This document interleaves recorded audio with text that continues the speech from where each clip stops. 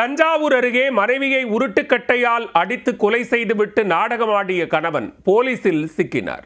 மனைவி சடலத்துடன் மருத்துவமனையில் நாடகமாடி தப்பிக்க முயன்றவருக்கு போலீசார் காட்டிய ட்விஸ்டின் பின்னணி என்ன? தஞ்சாவூர் மாவட்டம் திருநாகேஸ்வரம் அருகே உள்ள இளந்துறை கிராமத்தைச் சேர்ந்தவர்கள் ராஜராஜன் மகாதேவி தம்பதியினர் கடந்த 1.5 ஆண்டுகளுக்கு முன்பு காதலித்து திருமணம் செய்து கொண்டுள்ளனர். சம்பவத்தன்று காலை விடிந்ததும் மகாதேவி எழுந்திருக்காமல் பேச்சு மூச்சில்லாமல் படுத்தே கிடந்துள்ளார். ராமராஜனின் தாய் எழுப்பியும் மருமகள் மகாதேவி எழுந்திருக்காமல் இருந்ததால் கும்பகோணம் அரசு மருத்துவமனைக்கு கொண்டு சென்றுள்ளனர்.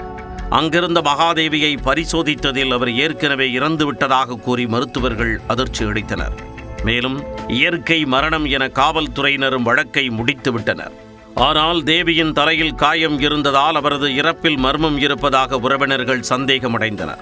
மகாதேவியின் மரணம் இயற்கையான மரணம் அல்ல என கூறி உடலை வாங்க மறுத்துள்ளனர். இதனால் வழக்கை காவல்துறையினர் மீண்டும் விசாரணைக்கு எடுத்துக்கொண்டனர். அதில் தாலி கட்டிய கணவரே மகாதேவியை கொலை செய்துவிட்டு நாடகமாடியது கண்டுபிடிக்கப்பட்டது. ஆரம்பத்தில் அன்பாக நகர்ந்த குடும்ப வாழ்க்கையில் சில மாதங்களுக்கு பிறகு கணவன் மனைவியிடையே அடிக்கடி குடும்ப தகராறு ஏற்பட்டுள்ளது. வழக்கம் போல சம்பவத்தன்று ஏற்பட்ட வாக்குவாதத்தில் புத்தி மாறிய ராமராஜன் உருட்டுக்கட்டையால் மனைவியை அடித்துள்ளார். இதில் மயக்கமுற்ற மகாதேவி சம்பவ இடத்திலேயே உயிரிழந்துள்ளார். இக்கொடூரச் சம்பவம் உறுதியாக வழக்கை கொலை வழக்காக மாற்றிய போலீசார் ராமராஜனை கைது செய்தனர். விசாரணைக்கு பின்னர் அவரை நீதிமன்றத்தில் ஆஜர்படுத்தி சிறையில் அடைத்தனர்.